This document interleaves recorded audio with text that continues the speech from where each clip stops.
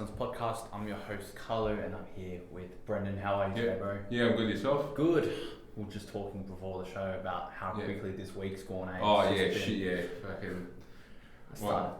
Started a new job, and I'm thinking to myself, man, it's Sunday already. Oh my god. Yeah, it's fucking you blink and you miss it. That's it, man. Yeah. And that's the way it goes. I feel like every year that we get older, the faster it goes. It's 100%. Bananas. You say the older guys that sort of come to the shop where I work. Yeah. They always say that. They say, the older you get, the quicker it goes, and I believe them 100%. Yeah. At first, when you were a teenager, you said, "Oh, you're a bit full of shit," but here we are. It's all going. Yeah. It's all going. What are we talking about today? Communication today. That's a big one. That's a big one. Yeah, it's one of those ones that I know in myself I haven't completely mastered. I wouldn't say that I'm a master communicator. I can articulate well, but there's a difference between articulation and communication, because it helps if you can articulate well, but at the same time, if the message that you're getting across isn't registering to the other person, then the articulation can just go out the window. And so what would you say, as you work as a manager, what would you say are some effective communication tools that you can use, not just for your staff, but just for everyday conversations? It's more or less letting people know what's going on, I think, is a big thing, and keeping everyone in the loop. That's quite important. And just how you feel about things as well is important. Say if you're frustrated with someone, you've got to sort of let them know where they can sort of improve and why you're feeling that way, and you can work through things. There's a lot of different sections that communication can go into. There too that come to mind.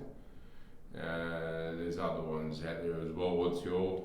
I would say that it's important to understand that the topic that you're talking about. So as in you have a mutual understanding, because if let's say there's a problem, right, and one person has one side of their issue and the other person has another side of their issue, and if you don't come to terms with one another, then being able to communicate is going to be very, very difficult, because you've got one-sided person, you've got another one-sided person, and then it's like hitting a brick wall. And so, like you said earlier, just letting each other know what's actually going on, from both sides, is imperative, because you're not then able to then further digest whether it's a problem, whether it's something worth celebrating, all these different things, because that's another thing. What you might celebrate, I might not. And at the same time, being able to understand one another comes from a place of love and listening. And so listening is a big, big thing when it comes to communication, because if you aren't listening, then firstly, how are you communicating at all? How do you even know what's going on in the conversation? That's right. And then secondly, if the other person doesn't feel like you're listening to them, how are they going to feel when you start talking to them? They're going to feel resentful, they're going to feel spiteful, they're going to feel angry, because they don't feel heard. They don't feel as if their message is getting across to you. And so they might be trying to tell you something, and you might not like to hear it, but at the same time, they're still trying to tell you nonetheless. But if you're not listening, then not only will you not take it in, then whatever you say to them afterwards is redundant to them. Yeah, it's not relevant. If you're not listening to what they're having to say, how can you really give proper input to that? No, you can't. It's one of those things that has challenged me, because, as you know, the way I communicate is somewhat of a more, I wouldn't say scholarly level, but I'm not that type of person that really just likes to chat shit all the time, where I've met people, they can talk your ear off, and I can't say that I'm that person. I can start conversations, I can chat shit, and I can have fun, but at the same time, there's levels. My brother would always say, there's conversations and then there's conversations. And so knowing which conversation you're at and which level that you're at is also really important, because if you're not true to yourself, then you're going to struggle having conversations with people that not only don't align with your values, not to say that you shouldn't talk to people that don't align with your values, like give them like the credit and respect where it's due, but at the same time, like when you're on two different wavelengths, it's very hard to bridge that gap when you're not making an effort to either like go down a little to their level, or they're not making an effort to rise up. And so like no one's really higher than anybody else, but what I am saying is that because people respond at different energy levels, they have a different vibe, they have a different way of communicating, you've got to know in advance that that person is responsive to these different things. And if I go and attempt to communicate in a way where they don't respond, then I might as well not talk to them at all. And so knowing where someone's at, like you said, is super important. And listening, because if you don't do either of those things, then communication is going to be a very, very difficult time for you. Yeah, sorry, what was that?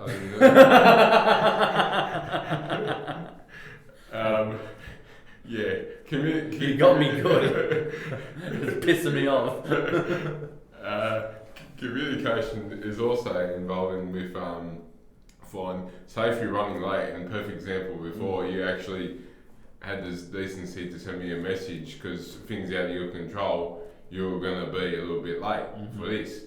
And that's not just decency, it's respect for people's time, and I find that's a lot of communication as well. It's all to do with respect. Yeah. The more you respect someone, the more you sort of communicate with them.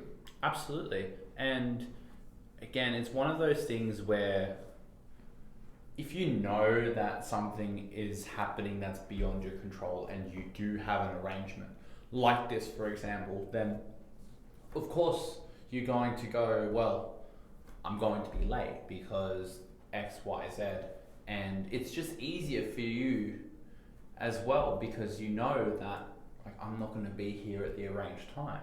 And so it's much easier to be honest and transparent than just let things flow and see what happens, because often the things that happen we didn't want to do in the first place. And so it makes it much easier. Had I not said anything, you would have waited here for like 20 minutes like an asshole going, where the fuck is he? And I would come and I would have said, hey, thanks for waiting. But at the same time, you would have said, well, couldn't you fucking send me a text? Like, what are you doing? And so, but with that being said, like knowing where to say something and then where not to say anything at all is also very important. So, because there are going to be times where you're not going to agree with somebody. And so your first instinct is to fight it and to go, no, you're wrong. Yeah, this.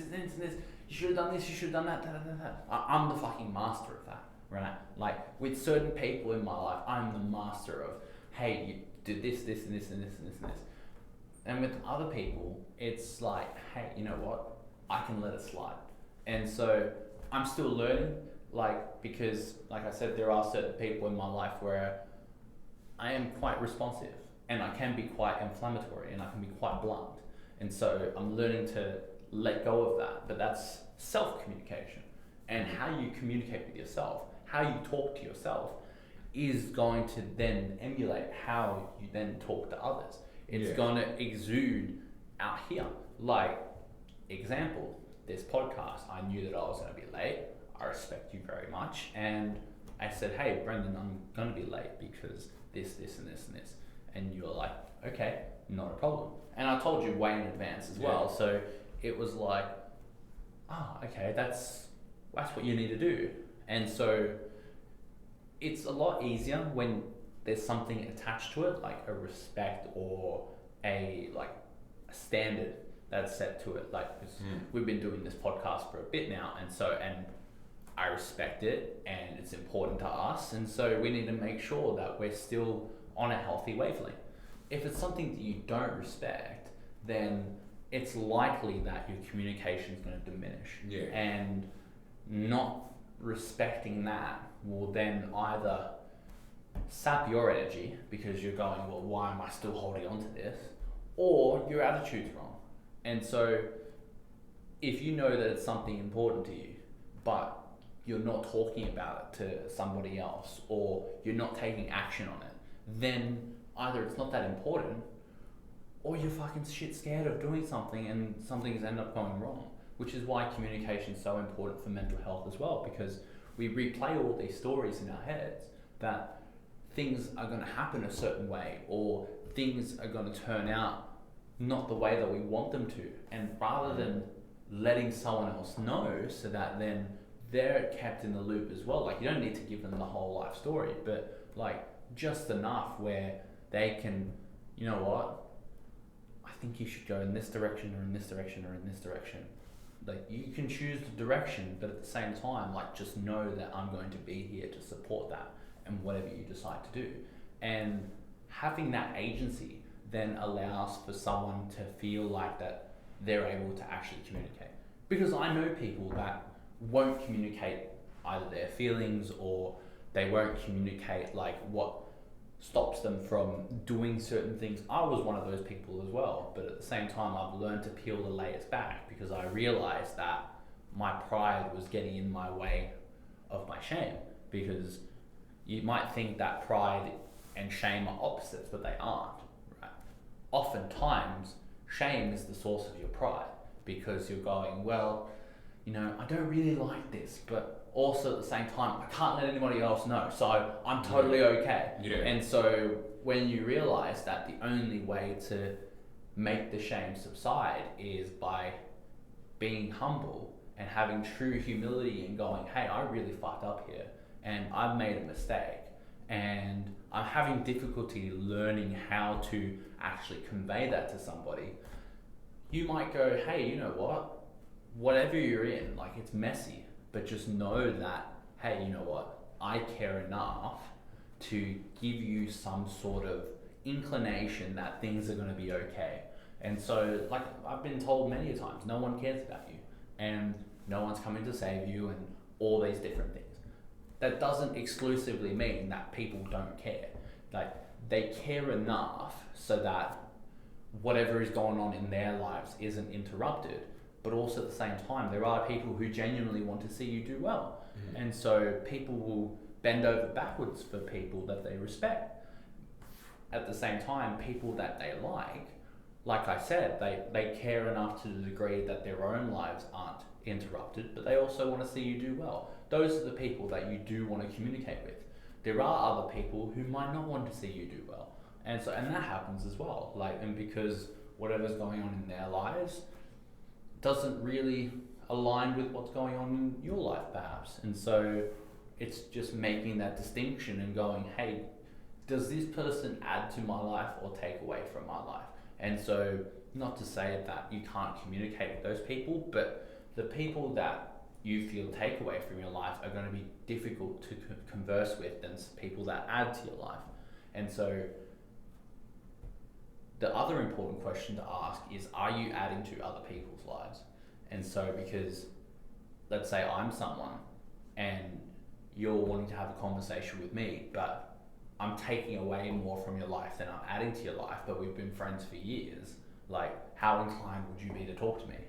You wouldn't, exactly, right? Yeah. And so the thing is, for me to improve that, then I would need to find ways to start adding to your life, as well as vice versa. If the roles were reversed, then if you're thinking, fuck, like Carl and I have been friends for years, but I don't know how to talk to him, but I don't really add much to his life either.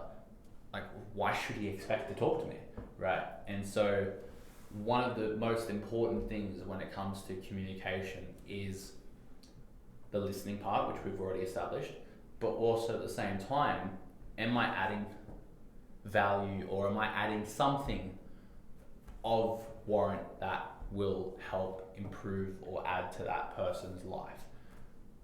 Any conversation, which I heard was articulated really well, any conversation should be that when two people meet, they leave the conversation more informed than when the conversation first started. I think Jordan Peterson said that, and I thought it was brilliant because there are conversations, like my brother would always say, where you just talk your utter shit and it just be a complete waste. And so what we call waste, other people might call very valuable. And so it just depends. But then there are conversations where you talk about the growth, you talk about the goal setting, you talk about like the objective achieving and things that will add and amplify life. And so having more of those conversations are going to be beneficial for the people that want them. For the people that just want to talk shit, they can just continue talking shit. And so more power to them. But if that's not how we communicate with one another, then bridging that gap of not communicating is going to be way more difficult. And so knowing where your communication style is, listening despite maybe the differences in communication style, and then just having just a respect for the person that you're talking to. And so that's if you decide to talk to them. If you decide not to talk to them, you decide not to talk to them. That's on them. And so if you decide that you don't want to talk to a person because they're difficult to talk to, then you're the problem. If you decide that you don't want to talk to somebody because you don't want to talk to them, well then that's your decision. And so there's a difference being that if you don't like somebody, you probably don't know them well enough.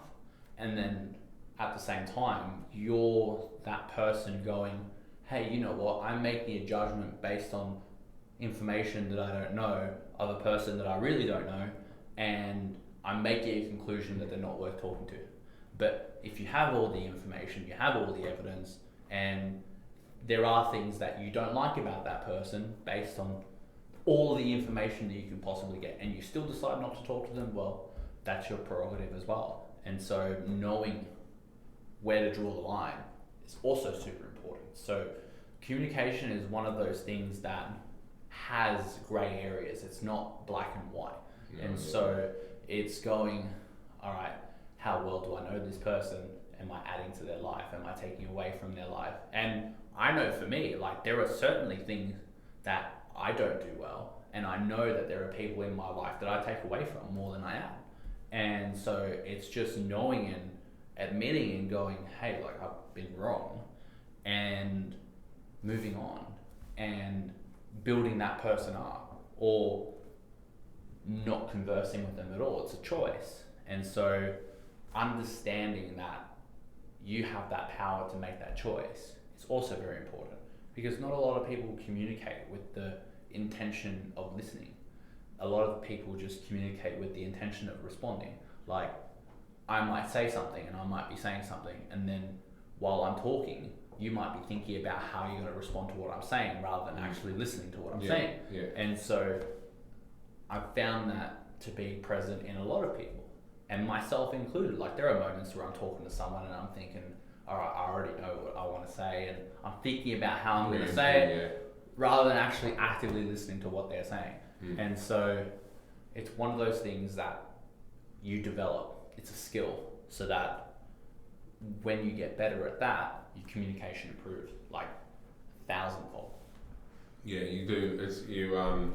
Same as preempting with everything. Like say in footy, for example, you're doing preempting a play, but the team responds differently than you do on the training paddock. Do you respond to what's there, or do you keep going with what you preempted to do before?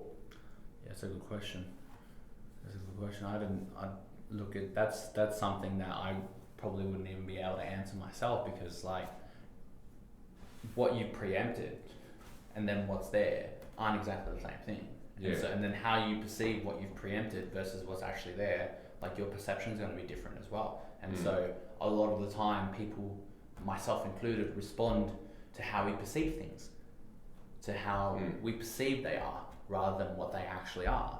And so if we have a distorted perception of somebody where either for whatever reason we don't like them, or we don't trust them, or we don't feel safe, or we don't feel like we can communicate with them, then having that conversation, communicating with them is going to be much more difficult than with a person that we feel that we trust, or that we feel safe with, or that we feel respectful towards. And so knowing that what you internalize and how you perceive people definitely impacts the way you communicate with them as well. Because like you said, like if you don't like somebody, then the likelihood of preempting a conversation with them and rationalizing and continuing to imagine what they're going to say before they even say it, you don't really give them the chance to say what they want to say, and it's unfair to them. And then later on it's unfair to you because you want to say something else, but you're too busy thinking about how they're going to respond that you don't even say anything at all. Yeah. And that's cowardice, and cowardice hurts because later on it festers as anger and envy and resentment and bitterness, because instead of saying what you wanted to say in the first place, you say something so far left field that it doesn't have anything to do with what you wanted to originally resolve in the first place. And then you just continue to ruminate and ruminate and ruminate. And that's where a lot of that depression and anxiety comes from, that constant rumination of not saying what they wanted to initially say. I know that a lot of the things that I've ruminated over was because I didn't say something that I should have said from the get-go, and then it just kept piling up and piling up and piling up, and then like soon enough the pile gets big enough where it just looks like a dumpster. And then you wonder why your brain's just filled with crap, like because you gorge in food, you gorge on social media, you gorge on TV, and you fill your brain with more crap because you've been spending the last 15 years filling it with crap, because you never said anything about how you felt about someone or something to the degree that you've emptied it and you've let it all go. You've just let it fill up. And so by telling the truth and not lying and being honest with yourself and with other people, that will then affect the way that you harmonize and communicate with people. And so that would be another thing that I would also say, is just be radically honest and go, hey, you know, this and this and this. This is how I feel, this is how it's happened, yada yada. You're gonna get some people, and I know some people in my life would just say, oh, that's a joke, or you're taking things too seriously, or you overanalyze it, or this or that, when I'm just trying to set a boundary. Those kind of people don't care. Like, they have their own way of communicating. It's blunt, it's very abrasive, and it's inflammatory. You know what? A lot of the time they're right, but at the same time, the way they communicate it and their tonality, it rubs off the wrong way. And so people like that often don't care that it rubs off the wrong way, but then they wonder why they're by themselves. And so by actually actively going, hey, you know, I'm not here to rub you off the wrong way, but this is how I see things happening for you. If you continue this way, I can go, well, hey, you know what? You're probably right. And at the same time, you know what? Thanks for the talk, and change course. But if a person just doesn't care and they're just blunt to the degree that no one will listen to them, then no one will listen to them. And so knowing where to draw the line, where to communicate, how to listen, and then actively respond in a way that is going to be productive for both people in the conversation is the way that communication is effective. Because if it isn't practiced in this way, and also it's a practice, it's not just, oh, I need to change the way that I talk to you and do it once and then, oh yeah, we're all good. No, like, it's not like that. No. It doesn't work like that. You don't go to shit house once.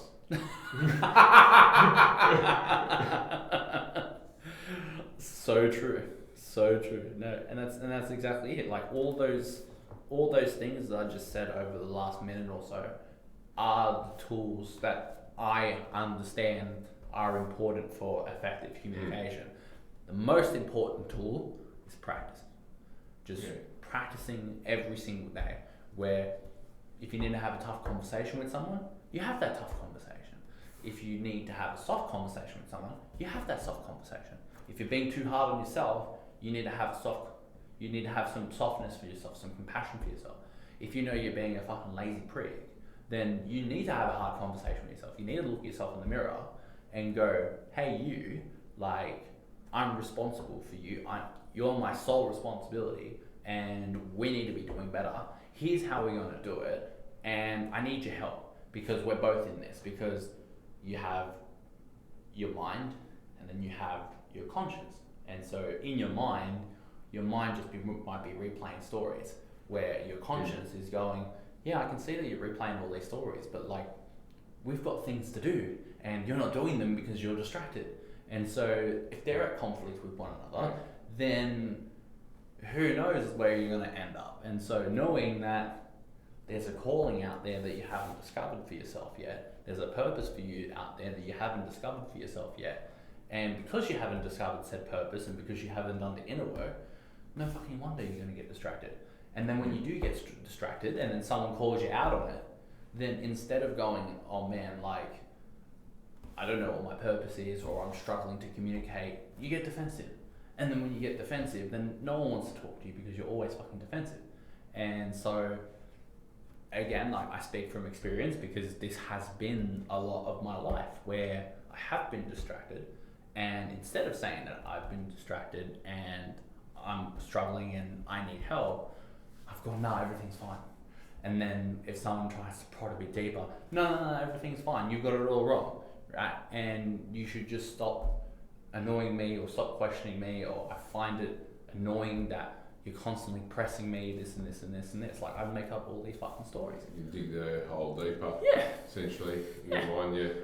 Oh, look, I've dug fucking trenches for myself. Like, and now I'm in a fucking trench. And so the way to dig myself out of a fucking trench is to dig from one side of the trench and create a pile of dirt on the other fucking side of the trench, so it gives me a bit of a boost to get out of the trench, and not just keep digging deeper and deeper and then going further down, you know. And so understanding that you're in a place because of your decisions, and it's your responsibility to get yourself out of that place, knowing that you have the ability to communicate that with somebody that you trust, that will help you more than any podcast or any self-help book or anything of that nature. The reason we do this is so that the people that are watching, that don't really feel like that they have that agency yet with someone that they can trust us, where when they do develop the skills that they need to develop, whether it be off this podcast or other podcasts or books or things like that, and then they open themselves up to the world, then the world will open themselves up, right? The world will open up. And so I know this is a bit of a tangent on like the communication part, but it all ties together, because understanding this will allow for you to use the tools that we mentioned moments ago to effectively communicate, because it's all within you. It's not the other person's fault that you can't communicate. Oh, you're a bad talker, or you talk about shitty subjects, or you just talk shit all the time. It's like, well, yeah, okay, you talk shit all the time, but that's not my responsibility. Like, that doesn't matter to me. Like, I know that I don't talk shit all the time, so I just limit the amount of time that I talk shit with you, because I've got other things that I want to talk about. And I'm sure there are other people out there that also want to talk about the same stuff that we can connect with, that we haven't discovered yet. And so it's not the other person's fault that you communicate like shit. It's your own fault. And the only way to fix that is to realize that you were the problem to begin with, and then focus on developing the skills that you need to communicate effectively. It's not going to be all rainbows and fairies either. Like, it's going to get hairy, especially if you haven't spoken to people that you've wanted to talk to for years, but you've held a grudge or you've had a disagreement and things like that. Like, shit's always going to get hairy, but the longer you leave it, the hairier it'll get later. And so, like you've said many times before, it's more decisions, but the heaviest thing in the world is an unmade decision. But that applies to that situation as well. Absolutely. Yeah, absolutely. Like, I can say absolutely 100 times, but it's so true. It's so true. Better to be wrong than to be sitting on the fence, because at least when you're wrong, you can easily figure out that you're wrong, right? But if you sit on the fence, you'll never know. And then you'll spend your whole life wondering, and then when it comes time to the end, then you'll realize that you've wasted a lot of time wondering when you could have hopped off the fence. And so, you know, by effectively communicating to people, it'll also help you hop off the fence. Because the reason you're on the fence in the first place is because you're afraid. Naturally. Like, life is iffy, and you have all these big decisions to make, and you have all these big responsibilities ahead of you, especially if you're a man too. Like, I don't say that women don't have responsibilities, but like as a man as well, especially if you intend on being a provider for your family or being really successful, then you have a lot of responsibilities. And if you're afraid of them, better to admit that you're afraid and work with somebody so that then you can mitigate those fears, then admit that you're okay, and then procrastinate for years. Again, the champion right here, right? We all do it, yeah. We all do it, right? But for years, like I said, I was there. Like, I'd speak from experience. Like, we've known each other, right, for 5 years. And who I was 5 years ago is a shadow of like who I am now when it comes to vulnerability and emotional well-being. Like, it's totally changed. Had you met me 10 years ago, shit, you wouldn't even recognize me. You probably wouldn't even be friends with me, right? Because I was just this cunt. Like, I don't want to say that, but I said it. And so, screw it. But yeah, I was. And so just knowing that you can change effectively allows you to communicate better. As if you feel, nah, I can't change, nothing can change, well, communication will stay the same too. So better to be someone that understands that you're allowed to evolve than someone that feels as though that nothing can be done. Because then that person will always be the Debbie Downer. That person will always be that person that's just pointing and spreading shit to someone else that doesn't need to be there. And so being able to communicate how you feel is essential, because if you don't, then it'll just rot inside you. And then when it rots inside you, then it spreads everywhere else, in the things you say, in the things that you do, in the things that you don't do. And so being able to communicate is super, super important. Yeah, it just brings your self-esteem down as well every time you feel as though you should be saying something and you don't. It just takes a notch away, and before you know it, your self-esteem's at all-time low because you haven't said it. You're better off just letting your feelings know or your opinion on the situation know. And if the other person that you're trying to communicate with has sort of some type of respect for you, they will be able to take that on board, listen to what you have to say. And going back to before when you were talking about people listening to your opinion or to what you have to say about something in general, how much of an ego or sense of being king shit do you have that you don't want to even take on board what someone has to say, whether or not that's got relevance to you or whatever? Why not just freaking listen to them and make a decision later on if you want to take it on board or not? Like, I don't get it. Like, how good do you think you are that you can't take on the further information? How much do you want to shut off the outside world and keep narrow-minded and not being able to think outside the box, or to take opinions outside freaking the square screen that you see every day? And I'm opening up a can of worms here, but fuck, I'm going to do it. Through the whole COVID scam, I was communicating with people. Could be in general day-to-day life, at work, wherever. I was communicating what my opinion was, what was happening, and fucking turns out it was alright. But anyway, rather than people listening, taking on board, they just dismiss it. So that's an ego thing as well. They've taken everything on board that they've heard other people say that they've trusted, that they should have been able to trust, but turns out you can't. And rather than listening, they just fucking keep in their own narrow-minded thing. And that's communication as well. Because you've got to fucking be able to listen to communicate. And then by actually listening, you can take everything on board properly. And not just fucking take everything as it is, rather than fucking taking everything on board. We're given 2 ears and 1 mouth for a reason. Yeah. So we could listen twice as much as we speak. Yeah. And then there are people that speak twice as much as they listen. And it's those people that often struggle the most with communicating, because they're not using their God-given ears and they're using their self-proclaimed mouth.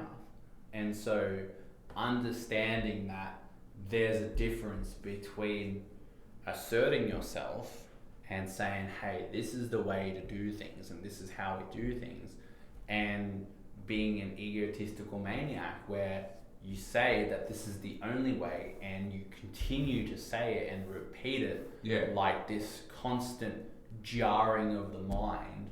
Meanwhile, you're doing exactly the opposite of what you're telling someone else to do, and you're not listening to that other person in the first place. Like you said, who do you think you are? And so knowing that allows for you to determine the kind of people that you want to be around and to be more or less understanding.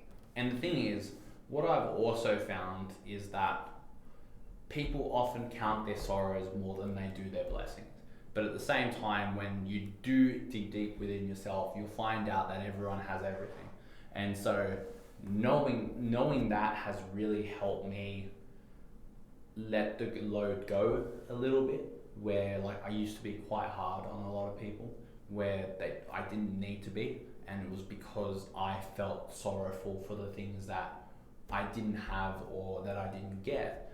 When I realized that I actually got a lot more than I lost, then the burden just came off. And I find that people that don't communicate well, I don't think they've discovered that yet, because those people that feel like that they're egotistical, or they're afraid of losing something, or they feel the need to either belittle or control other people, they probably have a lot more sorrow than they have blessings. And so those are the people that you pray for. And those are the people that you be a little kinder to, a little more understanding. Like, you don't give them your whole being, but you also just give them enough so that like they feel heard and they have a little bit of everything too. And so knowing that you're able to communicate better because you're more empathetic, you're listening. You don't let people take advantage of you, obviously, but you learn to let go and then just peel the layers back. Your communication gets healthier, it gets better, it gets simpler. And so this is a phrase that I continue to repeat to myself daily now, that life is just the stories that you tell yourself and the subsequent actions that you take that validates that story. And so if the story is that I can't communicate, that will always be the story. And then you'll do everything in your power to validate that story, because it's a powerful story. And so if your story is I can't communicate, or I can't start conversations, or I don't know how to start conversations, then you'll continue believing that story. Yeah, that's right. And then the actions that succeed that will always be, oh, I'm not talking to them, or I don't know how to start a conversation with them, because when I start a conversation then they just kill it, or whatever the story is. But that story will just always constantly replay, and the more you replay that story, the worse your communication gets. Where if you replay the story, hey, I'm actively working on my communication skills, I'm learning to listen better, I'm learning to be more understanding, I'm learning to be less judgmental, and these are the things that I'm doing in order to do that, your communication will improve like a numberfold. And so there's a whole bunch of stuff that we just spoke about today, and I know that it felt like a huge tangent where like we went in multiple directions at once. It all relates to each other, though. But it all does relate to each other because everything is connected to everything else. And so to put this all together, you need communication to survive. Like to be able to be amongst other people, to be amongst society despite its shortcomings, you need to be able to communicate so that you're better off, because better to be in a group of like-minded people that understand who you are than to be by yourself because you're unwilling to take that step or to step away from people that don't align with your values. Also, to be an effective communicator, you need to be able to listen. And so there are going to be people that disagree with you, and you need to be able to reason why that person might disagree with you, because you could be wrong, and you usually are.